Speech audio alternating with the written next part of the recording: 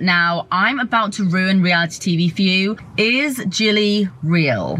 It's actually giving me like PTSD a little bit or something. I'm like, oh God, you're gonna clash sometimes. And they were just necking off. And I was like, well, this is my cue to leave. What's up guys, welcome back to my channel. How you all doing? In today's video, I'm going to be answering everything you guys want to know about the Locked In series that I was recently in. If you guys don't know, I'll leave a link to it down below, but I was basically put into a little reality style show. I was put into a house with 10 other influencers. We had no phone, no internet, no access to the outside world. It was like Big Brother sort of style. And yeah, I've had a couple of weeks to reflect, watch everything back, and I have got a lot to talk about. So that's what we're doing today. Obviously, I've got my large eggnog to keep me company, but yeah, I'm just gonna whiz through all these questions. I'm not gonna do them in any order. I'm just gonna answer them as I see them. I might regret this, but let's go. Did we really not have any phones? We had literally zero access to the outside world. We did not know the time. The only access we had was to producers who would come in every so often. Like, that was a little bit weird. I thought I was gonna go in the house and literally not see anyone but my housemates for like the whole 2 weeks. But we did see producers. Like, they would come in every so often. Like, they would have to like change things up in the set, obviously like change the challenge area and stuff like that. So we would see the odd person, or there might be some person that has to go and like fix the camera or whatever, but we were told when we were going into the house that we should just ignore them. But apart from that, we literally had no contact to the outside world. We gave our phones to them right before we went into the house. It all happened so fast. Like, we literally arrived, we had to give them our stuff, do a COVID test, and then they put microphones on us. We gave them our phone. Like, my last message to Ollie was literally like me just going, oh my God, I gotta go, I love you, bye. And then that was it for 2 weeks. So yeah, we had no phone, no laptop, no internet, nothing like that. We didn't even know the time, but there was one point where we figured it out on the cooker, and literally within minutes, because obviously it's watched and we're listened to all the time. We were all like pretty much talking in code, and then Arthur was like, oh, the time on the cooker. And we were like, don't say anything, don't say anything. And then literally within a couple of minutes, crew came in, they had duct tape and they changed the times on the cooker and everything. So we knew the time for like a couple minutes. And when we did see producers as well, the joke must have gotten so old for them so quick. We would just be there like, what time do you finish work? Or, hey, how you doing today? Yeah, cool. Oh, sorry, what time is it? And trying to like catch them out. And at one point as well, actually, I wasn't there, but one of the guys asked security and he told them. And I think it was like, we thought it was like 1 in the morning and it was like 9 at night or something. But yeah, apart from crew popping in every so often, and apart from the guys that came in and gave us our microphones every morning, because they would literally come in and just like sort of dump them on our beds, we saw no one, had no contact with anyone.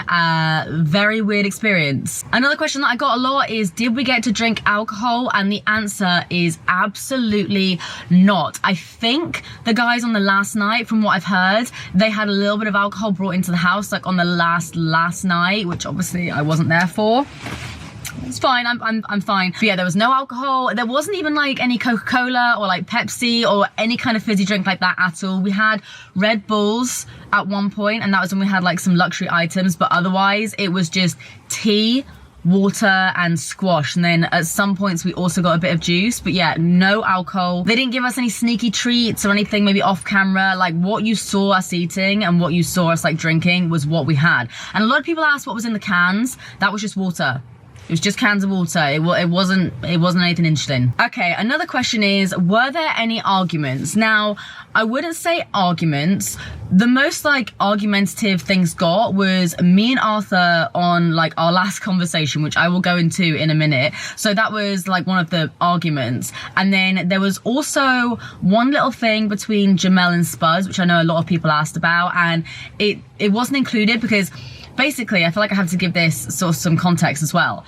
We're filmed 24/7, but the microphones, like the physical microphones on us, are only on us from like the minute we wake up until around about like 10-ish in the evening, I want to say, 9, 10 in the evening. So everything was filmed and there were microphones like on the cameras and stuff, so they could, you know, get recordings of everything. But it was only really in the day when the cameras were like properly manned. Like, they were always on, but they had the people like turning them around and stuff. I got to see like the editing suite right at the end when I left. Very, very cool, very interesting to watch. Like, those cameras zoom in a lot. A lot. You don't realize when you're in the house, but when I saw the footage after, I was like, oh my god, you are basically like up my nose. But yeah, the Jamal and Spuds thing happened in the evening when like the mics were like technically off and they weren't really filming properly, and it really wasn't deep at all. They were basically just having a conversation. It was about like dating, like that sort of thing, like dating and girls and stuff, and they were disagreeing on something, and obviously everyone in that house was such a huge personality. Like every single person was just a huge personality, and so you're gonna clash sometimes. And I know they showed at one point that I mentioned that like Jamel didn't give me a hug, and what that basically was is I wanted those two to hug it out at the end, and they didn't want to, so that's like totally fine. You know, I'm the sort of person, I'm like, I don't want to go to bed in an argument or any kind of disagreement, and I just like to hug it out because it just makes me feel better. And so I went to give Spuds a hug, he gave me a hug, and Jamel was still like a little bit wound up about the conversation. He didn't want a hug, and then I was like, oh my god, I feel like I've done something wrong, when I wasn't even involved in like the conversation really, like in that sense of it. But I'm the sort of person that if things don't like end properly, I'm like, oh my god, I'm uncomfortable with this. So that was all that happened, and me and Jamel spoke again a little bit later, and he gave me a hug and we chatted for ages, and it was like me and Jamel are totally sound. I love that man. But that was probably the closest it got to an actual argument in the house, but it really wasn't anything. And by the next morning they'd both chatted and they were absolutely fine, like they were mates, so it was like, it was all good. And yeah, I think there was only really those two times, Jamel and Spuds, and then me and Arthur, which again I'll talk about in a second, that could be considered like an argument, but it wasn't that deep. Like I saw most of the guys the other day and everyone's sound, everyone gets on really well, so like we're good. A lot of people then wanted to know if we were told what to wear. So yes, we were. Basically what happened with the wardrobe situation is we would wake up in the morning and there'd be like the voiceover, Sugar Lips, my bae, who I will talk about again a little bit more in a second, but she would basically say, right guys, you know, not necessarily in her voice, she would just be like, right guys, you got an hour or so to get ready. Yes, like there were 10 of us, one bathroom, 1.5 technically. There was one, and then there was one like near the storeroom that we could sometimes use, like if they weren't really filming around then. But yeah, there was technically one bathroom, 10, at one point even 11 of us, and we all had to get showered, get dressed, do our microphones, have our morning interviews, do like our hair and makeup, get ourselves ready, have breakfast in an hour. So yeah, basically every single morning we would get up and they'd be like, right, your clothes are at the front. We would go to right at the front of the house where you guys sort of saw the front door, and there would be a clothing rail and it would have our names sort of listed on all of them, and they would give us just like a certain outfit in like the size that they thought would be right for us, and they might say, can you wear these shoes, or like they might give you some other shoes as well, and you just put it on. And then wardrobe would actually come in usually most mornings and just sort of double check and be like, are you guys all happy with your outfits, like is everything fitting okay, do you need anything changing over? I'm not gonna lie, I feel like I lucked out with a lot of the outfits. Like don't get me wrong, I was in a lot of tight stuff. That was like a running theme throughout the show. Like every single morning I'd be like, they are wanting me to show off my butt today, like they want me to show off my belly, they want me to show off everything right now, because Anna, in fact all the guys, they all got like a big slouchy hoodie and like big slouchy like sweatpants, and I never got them once. I was happy with how the outfits looked. They were very sort of like gym orientated for whatever reason. Like I don't even remember the last time I did any sort of proper exercise. But yeah, I was in a lot of like these tight outfits. I had the jumpsuit, which I really like, the jumpsuit, like the Adidas boiler suit. But yeah, there was one outfit that I wasn't really keen on, and it was like the pink one. It was like a crop top, which was fine, you know, no worries. But the shorts were so small, and not even just like small in terms of size, they were just shorts. And this is another thing as well, like guys, you have to remember that you saw 45-50 minutes, like you saw max an hour of a whole day of 10 to 11 different people's perspectives from 36 different cameras. Like I don't even know what percentage you guys will have seen of what actually happened, but like there are so many things I feel like I need to talk about and clear up a little bit. But there was this whole joke throughout the day where, because my shorts were so tiny, like everyone else was in like jeans or like sweatpants or whatever, and I was in these teeny tiny little shorts, and I was just like, well, I guess FootAsylum want to show off the goods today, and so that's why when I was like, that whole thing when it's like, what are you most grateful for? I was like, I have the best camel toe in the house. And I wasn't like, there's so many things I could say, man. There's so many things I could say. I was made out not necessarily made out by FootAsylum, but I had guys, and to be fair, it was only guys, I had people messaging me and being like, you were such a flirt. Like, even Johnny said in his own video, which I spoke to him about it the other day, he said that I was a flirt, and I don't think in my almost 29 years of life, I've never been called a flirt in my life. Ever. Like, if I was gonna flirt, let's just pretend that I'm a bit of a dickhead and I'm just this like massive flirt despite having a boyfriend. If I was gonna do that, if you want to think the worst of me, why on earth would I do it on a show where I'm being filmed 24/7 with there's 36 cameras and nowhere really to hide, and it's being edited not by me, by anyone else, and put on a platform with like millions of followers? Like, would I, even if I was the biggest dickhead ever, I don't think I would do that. That was one thing I could not believe. And I understand it to an extent, because when I watched it back, and this isn't necessarily FootAsylum like trying to make me seem this sort of way, but I'm the makeup girl. And I'm very friendly. I'm a very friendly person. If people think that's flirting, then I don't know what to tell you. I'm a friendly person, and I talk to guys the same way that I talk to girls. I don't care if you're like some famous YouTuber, or you're some random person, or you're like 80 years old. I will talk to you the way that I talk to you. But it is funny when I look back at the edit now and I listen to like some of the things that FootAsylum included. Like, obviously they're only going to include tiny little snippets, but like there'll be a couple of times where I'd be like, oh, give me a kiss, but you might have only heard the audio, or I would have been making like an ugly face, or it would have like been in relation to like, I don't know, someone just said that they burped and that they could like taste something horrible, whatever, and I'd be like, oh, go on, give us a kiss. But the way it's edited makes it look like I'm just going, yeah, give us a kiss. And then obviously there was the question that Millie asked at one point, I think it was Millie anyway, in the lie detector, where it was like, have you masturbated in the house? And obviously I said no, and it came out that I was lying. But you know, I hand on eggnog, not like a Bible or anything, but hand on eggnog here. I did not wank in that house. Like, you don't get a moment of privacy. If anyone did in that house, I'm curious as to how they managed to do that, because like I said, there was like 1.5 bathrooms and like 10 or 11 of us at one point, and you do not have privacy in that house. So I don't know how quick they expect me to bash one out, but yeah, did not masturbate in the house. Another commonly asked question was it staged? Now, I'm about to ruin reality TV for you. Reality TV for me, I mean, I always knew that it was sort of like some bits of stage, like you always know that sort of thing happens. Yes, some bits were staged, not to the point where they were like totally fabricated, but like, you guys know when I had the Capri Sun, when there was like the talent show, not the talent show, it was like when everyone was cuffed up, and me and Jamel had, I think like we got uncuffed by like the second round or something. And so I had a Capri Sun, and I was basically walking around interviewing everyone while they were practicing like a song or something. And this was so funny to me, because I was literally just going in, just like, hi, Steph Asylum News, here interviewing, you know, the contestants, blah, blah, blah. And I suddenly heard the voiceover, and it wasn't like, hello, Steph.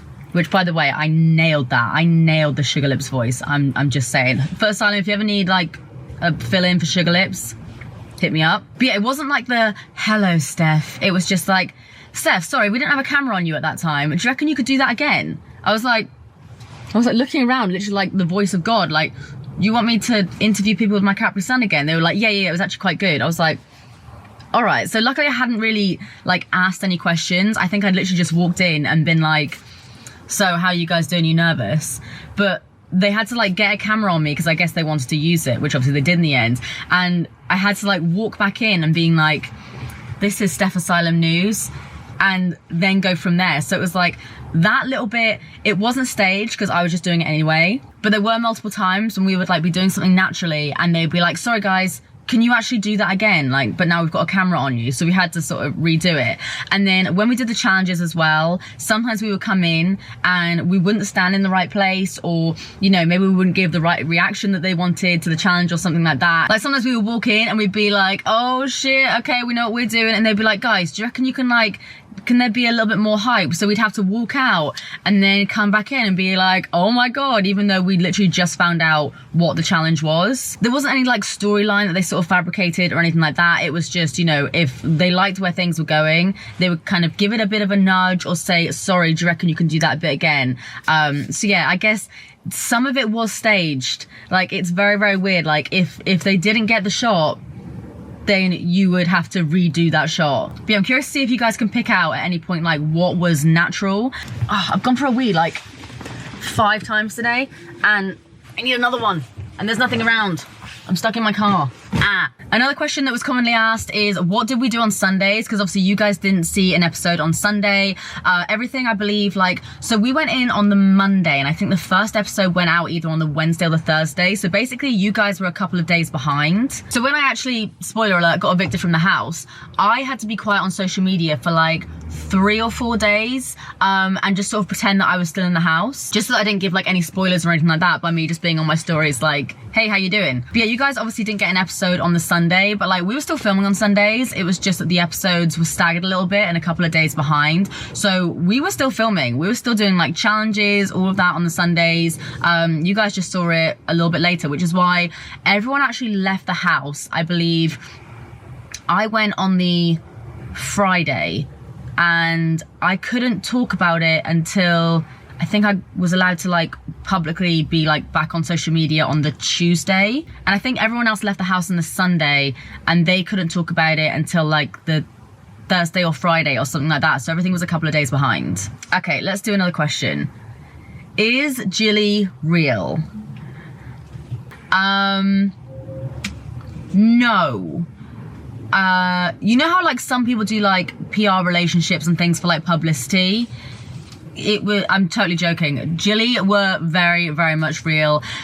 We sort of saw it a couple of days before you guys would have like clocked it as well. They would basically stay up late outside just talking for hours. Obviously like when like the microphones are like technically off, they would be outside for hours and hours and hours. I was normally one of the last ones to bed anyway, just because it's what I'm like, but they would always just be up. But yeah, Jilly were very much real. And I've got another question.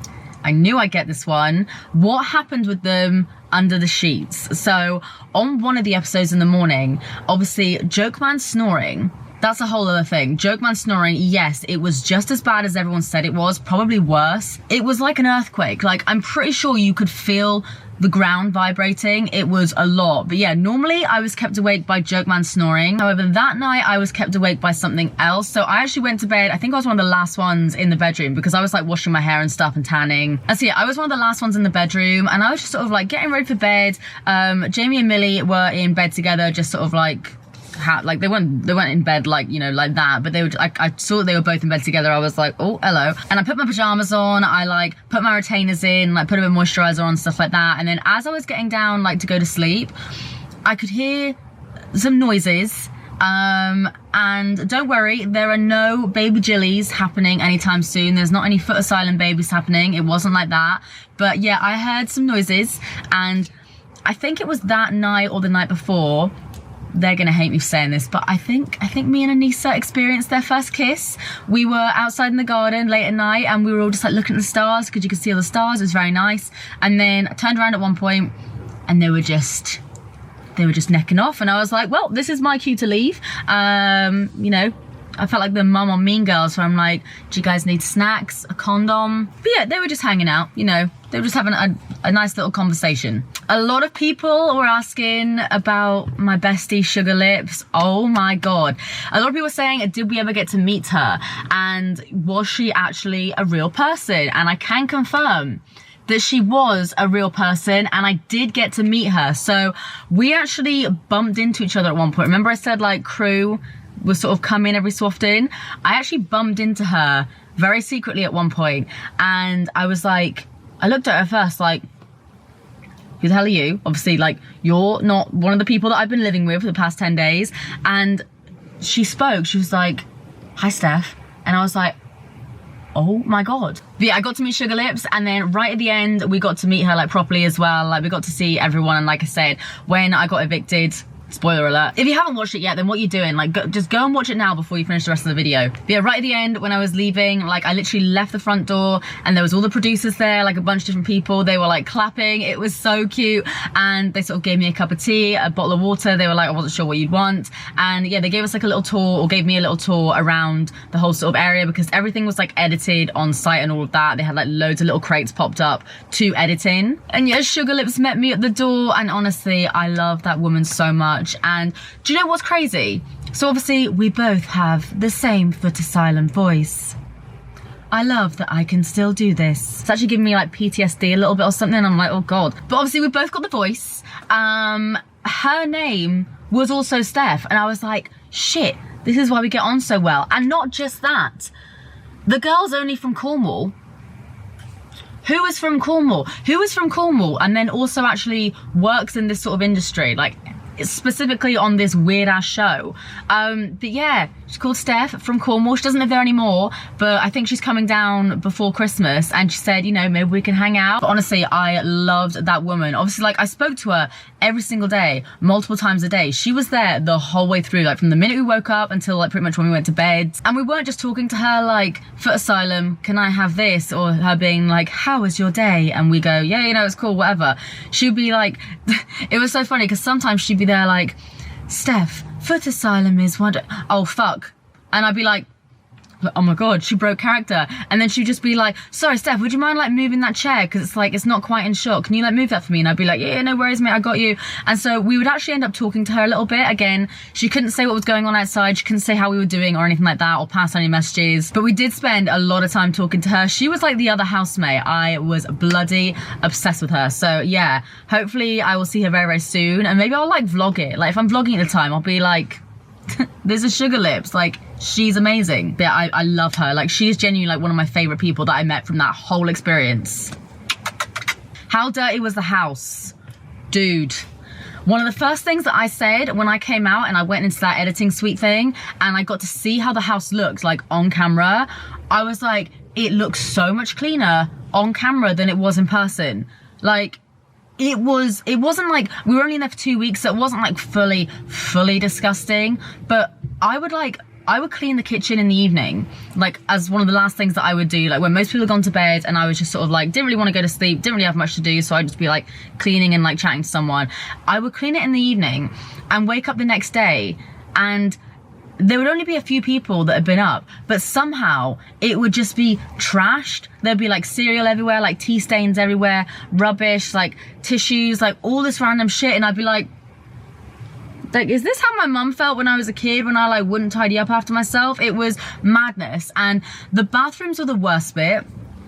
Oh my God, the boys take their time in the shower and bathroom. Like, I don't know what they were doing. Maybe they were the ones masturbating and not me. Like, I have no idea. But like, there was skids constantly. Like, there were toilet brushes. That was a fancy ass house. Like, that was literally like one of the nicest houses I'd ever stayed in. Like, those people have money. The amount of times I had to clean someone else's like skids off the toilet was insane. I think it was like day 2. And I like was cleaning someone's shit off the toilet bowl thinking like, what am I doing? Like, this is not what I expected to be doing at 28 years old, clearing like a 24-year-old bloke's shit off a toilet in a £1 million house with a microphone. Like, very, very weird scenario. But yeah, the bathrooms got pretty minging.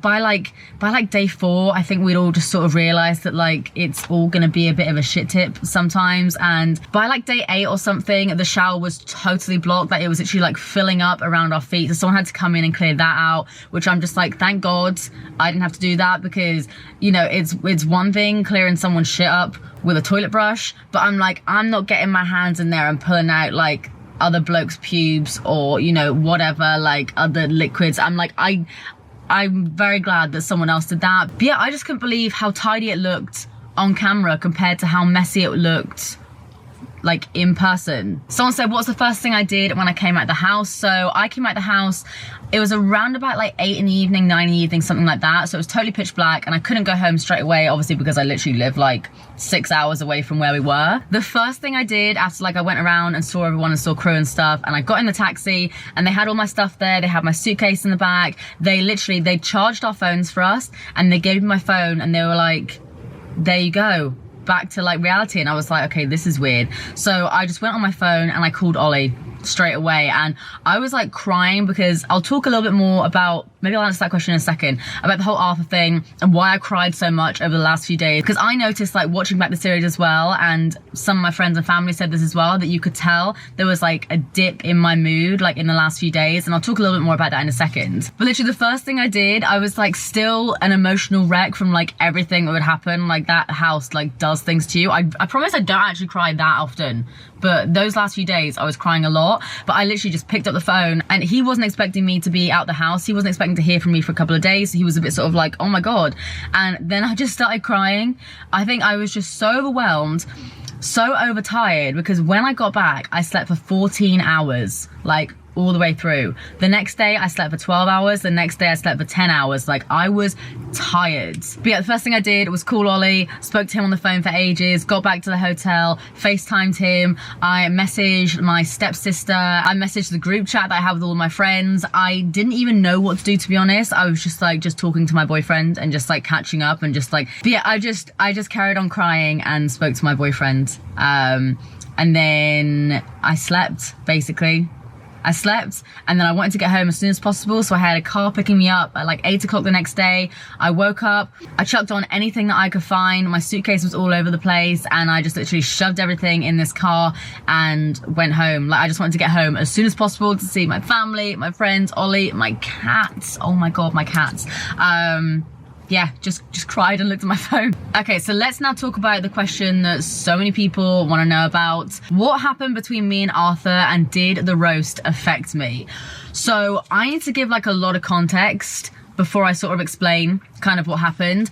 I mentioned it, like, I have no idea what episode it was, but obviously I mentioned in the house that it was going to be 2 years since my mum died, like at some point in the house. It was like, I think that was one of the first few episodes when like me and Millie were chatting about it, and we had like a nice little moment. And it was the second Wednesday, I think, like if I'd done my maths properly, I think it was the second Wednesday that I was in the house, that it would have been 2 years since my mum died, which obviously isn't an easy scenario, whether you're at home, whether you're like anywhere. It's not, regardless, it's not a fun time. And so I'd spoken to them a little bit about it the night before, when I was sort of like, you know, I think it is tomorrow, and they were like, we'll let you do your thing. If you want to chat, you know, you can chat to us. And the next morning, FootAsylum had obviously heard us talking about that, and they sort of called me in, and they were so nice. There's the Sugar Lips, then also the producers who I'd seen like throughout the day as well. They were like, are you good? If you need to sit out, if you need to do anything, like just let me know. Like, if you need anything, let us know, because obviously know it's going to be a bit difficult. And I was like, I'm actually all right. In that sort of situation, I just kind of wanted to be distracted. I mean, what's more distracting than being on basically a reality show? And I think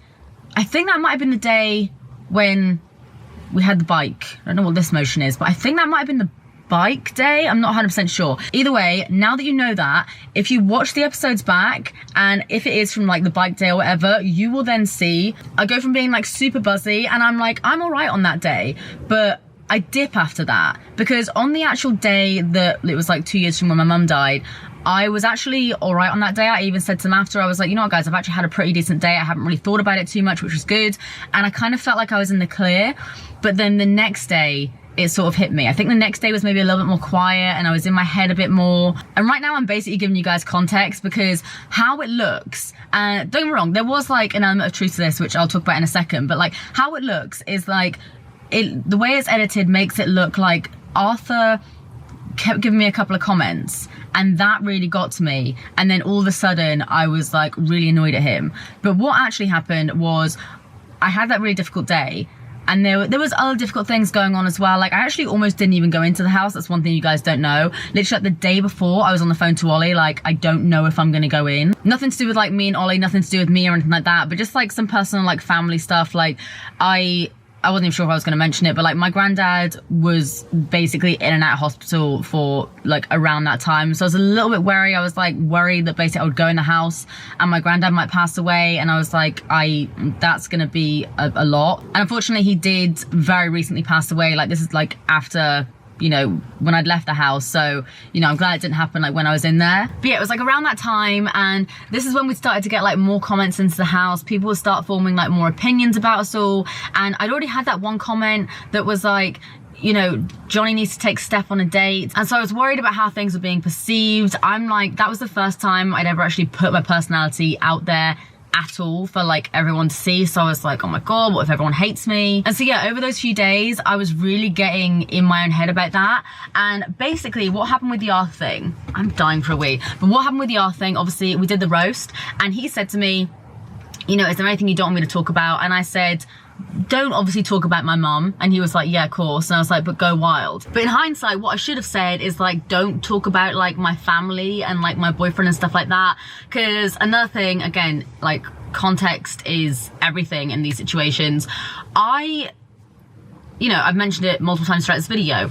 I have a boyfriend. We've been together for 9 years. We are very, very happy with each other. But he's not really on social media, like, at all. And he's not into it. He's not into this whole vlogging thing. He's not into the whole, like, YouTube side of things. We work together, but he has no interest in that at all. And I totally respect that. And so going onto the show, obviously that opens me up to, like, a huge audience. And he'd said, and I knew this anyway, but he'd said to me, like, I don't really want to be, like, included on the show. Like, obviously I know you're going to be mentioning every so often, like, your boyfriend, but I don't really want anything about me being on the show. And I'm like, yeah, of course, like totally fine. I wasn't going to mention anything personal about him or anyone in my family really, because no one does any of that. Like my family are very, very private people. And like I said, when cameras were off and stuff, we would all talk about like more personal things and sort of say, you know, FootAsylum, don't put this in.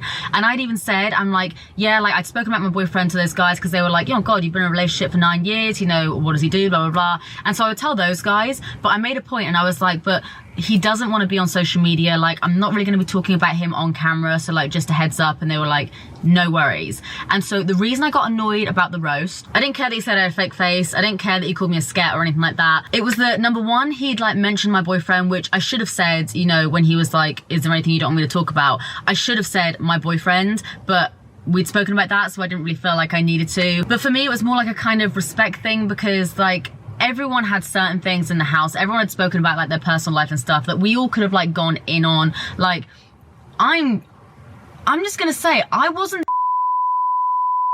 And so it's like, if people knew that, then people's perception of that person might also change. And I'm literally like, there's no drama or anything behind it, but I'm like, it's not my business to talk about. So I could have so easily gone in really deep with like certain things, but I didn't because I'm like, I don't feel the need to dig out people's personal life, like dig them out as like a YouTuber, but not like them as an actual person, do you know what I mean? But it was like, I knew it was a joke. I understood all of it was a joke, but it was just kind of like, come on, like, you know, I don't want to talk about my boyfriend or anything like that. Like after that, I was annoyed because I knew he would get, like my boyfriend would get comments like after that roast. And sure enough, I came out, I saw the episode and there were comments about him and all this stuff. My relationship is very healthy. We're doing great. Thanks so much for your concern. But yeah, it was just a few too many comments like that. And I did sort of say, you know, like, yeah, okay, cool. Like I sort of gave the hint of being like, I'm not gonna get annoyed about it, because the thing is, I also knew that all of it was a joke. Like no one was actually being really, really horrible to each other in the house. It was all a joke, which is why I didn't say anything, because I'm the first person to like take the piss out of someone and be like, you know, it's no big deal, like make fun of me, I don't care. But I think it was the timing. I was like having an off time anyway, obviously with my mum stuff. Ooh, my camera died. What was I saying? Yeah, I was like crying the whole way, obviously from the bed until I literally left. And it wasn't because I was like so gutted about like what me and Arthur were talking about, or I was so sad to be leaving. Like, don't get me wrong, it does suck when you're like stood up in front of everyone and you know you're gonna go, because like by the time like 4 people had voted for me to go, it was obviously me going, but they carried it on, so they made everyone like still, you know, choose who they wanted to go. So I'm like, thank you. But like, I knew why they did it. So it wasn't that I was really offended by the roast. It was more so just like, shut up. Like, also, half of it didn't even rhyme. Arthur was like, well, I couldn't figure out what rhyme with Steph. Sket apparently rhymes with Steph. You try deaf, breath, death, breast. Like, if you're saying that sket rhymes with Steph, like, you've got a whole other options. Like, you chose to say that, Arthur.